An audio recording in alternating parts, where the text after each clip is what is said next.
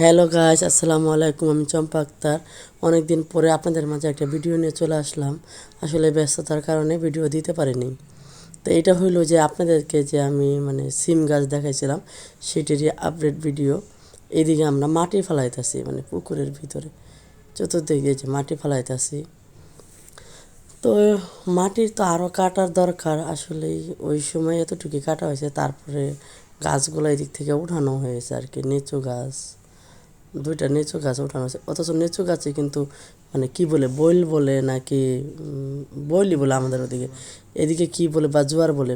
এটা হলো পেঁপে দিয়ে তেঁতুল ভর্তা করছিলাম, গাছেরই পেঁপে, সেটাই আপনাদেরকে দেখালাম। আরেকটা দেখাবো, আমার ভাসুরে আমাদেরকে দাওয়াত দিছিল, ওদিকে পিঠাপাটি বানাইছে, কলা নাস্তা, তেলে পিঠে, কুলি পিঠে, এগুলো আর কি, দুধের পিঠে।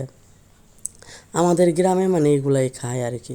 একটু যে আপনার বিচিয়ালা কলা যেটা হয় সেটার এরকম করে বানায় দেয়, একটু কালো কালো দেখা যায় এই পিঠাগুলা দেখতে, এরকমই দেখা যায়। এটা কিন্তু খাওয়া ভালো জিনিস, আবার অন্য কিছু মনে করেন না।